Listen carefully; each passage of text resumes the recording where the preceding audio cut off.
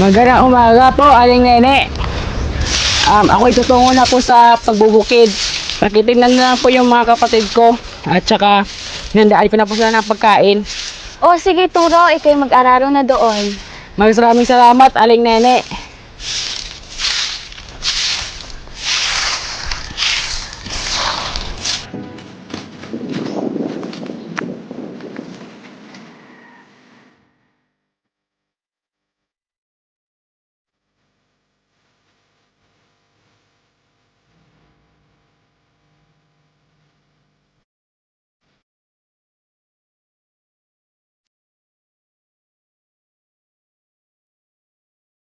Alam mo, Toro, ang lawak na ng sinasaka natin. Mga ilang buwan, makakain na tayo. Dahil yan sa'yo, Toro kong Karabaw. Kumain ka pa ng marami at magpataba ka. Samahan mo pa ako ng maraming panahon, Toro. Dahil ikaw ang natatangi kong kalabaw. Natatangi kong katuwang sa buhay. At salamat kay nanay. Dahil hinabilinan niya ako ng Torong Karabaw. Ano ba to? Kinakausap ko na ang kalabaw. Kaya nangyari sa akin, parang nababaliw na yata ako. Tayo mo kami iwan, Tay! Tay! Maawa ka sa amin, Tay! Tay!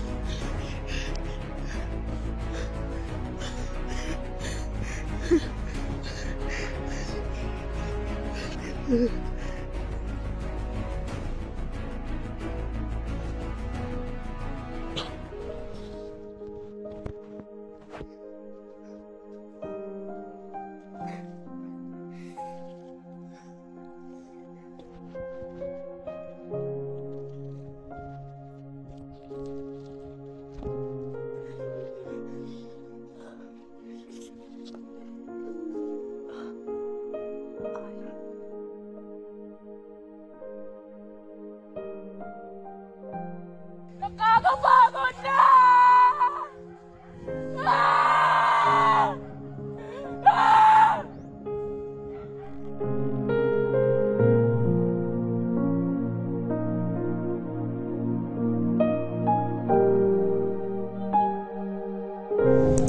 Panginoon, nagpapasalamat po ako sa lahat ng biyaya na ibinigay mo sa akin at sa aking pamilya.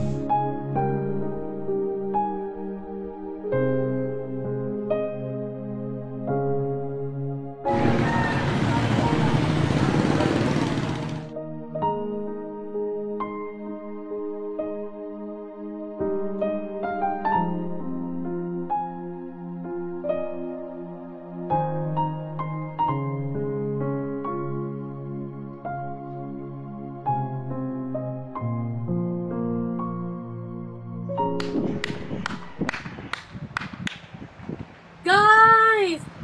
Ano ta puli? Energy naman, please! Presentation to, hindi practice!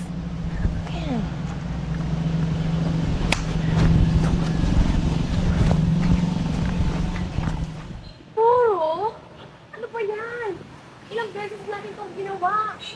Parang wala kang gana.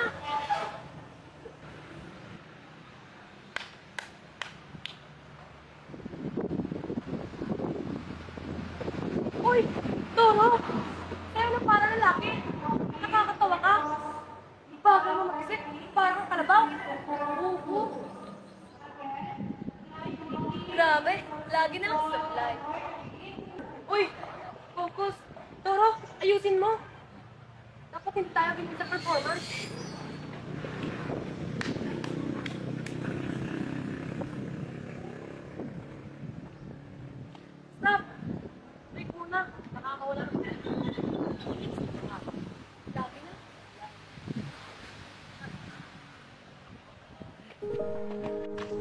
naman. Pero, bakit ganito? Pabigat? Yun lang ba ako? Pabigat na hindi man lang marunong sumayaw? Wala na kasi nanay at tatay. Iniwan akong mag-isa para alagaan ng mga kapatid kong may kapansanan. Araw-araw, sariling sikap, isang kahig, isang tuka. Pagod na ako, Kaararo. Tapos sa huli, mamaliit din lang ako. Kayo mga poste, saksi kayo sa lahat. Kung pwede lang bumalik, kung pwede lang na hindi ganito ang buhay.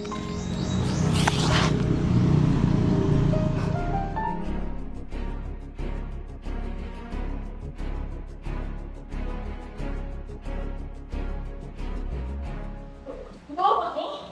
1968? Sinag-aaral na nanay?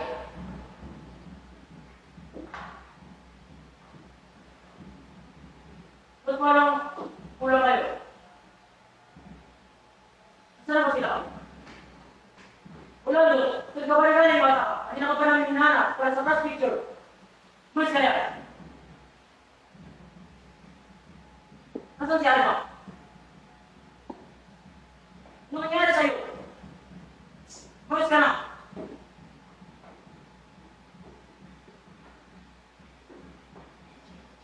Alis ka nga dyan!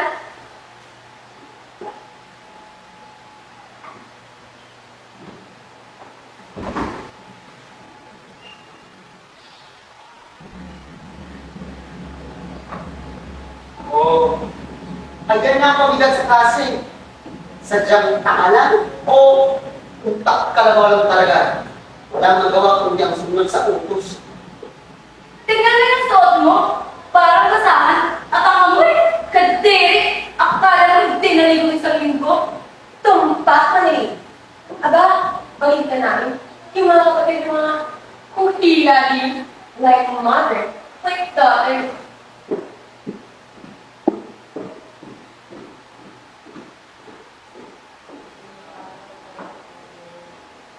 Na namang lahat?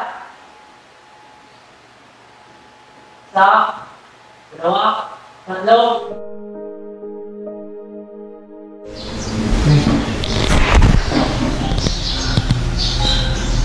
Ano? Hanggang ngayon ba ay nakatitig ka lang sa numerong yan, Ancho? Simpleng division lang, hindi mo makuha? Ano bang laman ang utak mo? Dayami? Ilahad mo ang iyong mga palad! Ngayon din! Sorry po, ma'am.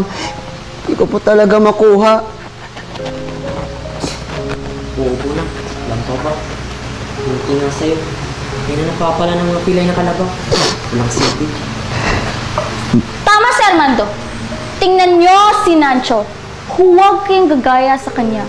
Ang utak kalabaw na mayroon siya'y walang puwang sa lipunan, maging sa sakahan. Lumabas ka! Tumayo ka sa labas ng pinto hanggang sa matapos ng klase!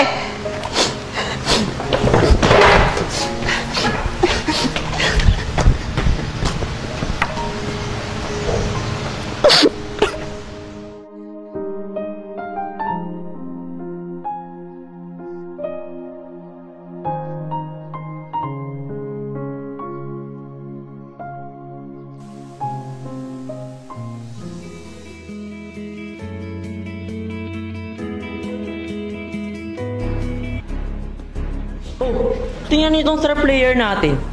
Subsob na naman sa lupa. Lito, pangilan na tong strikeout mo. Sa sakahan ka lang talaga nararapat. Ay, sorry. Kala ko base plate. Ang lambot kasi, parang kalayo ng tatay mong palamunin. Salo, Lito! Ay, huli na naman. Pilay na nga mga kapatid sa bahay. Pati ba naman ikaw, pilay din ang utak? Hindi ko na kasalanan! Utak ka lang ba? Hindi ko ginusto to! Bakit kahit saan doon ako mapunta, laging ganito!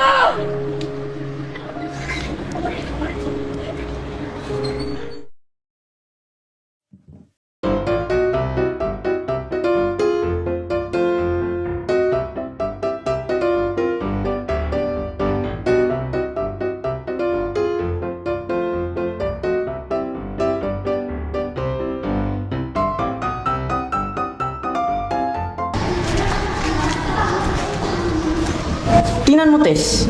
Trending na yung video niya. Ito na ba yung baklang kalabaw? Nagsusuot ng mga damit na hindi naman naayon sa kanyang kasarian. At may kolorete pa sa muka na para bang kaya ayang tingnan. Umabot na ng 500 shares ng kanyang dance challenge. Hoy, basahin mo yung mga comments. Sabi nila, huwag ka na lang pumasok. Nakakasira ng view. Isama mo yung pamilya mong mga sintu-sinto.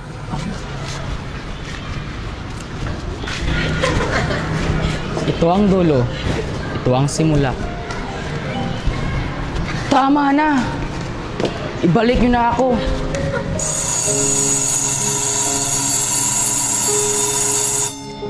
Kahit saang panahon, ang salita ay kasing talim ng patalim.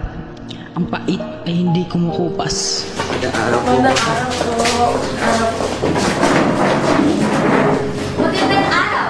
Magandang araw! Ako si Perla Kapayapaan, representante mula sa NIR. Ngayon ay tatalakayin ko ang tungkol sa peace at ang kahalaga nito sa bawat isa. So peace is P is powering, E is empathy, A is acceptance, C is connection, E is everyday. Peace is powering, empathy, acceptance, connection, everyday.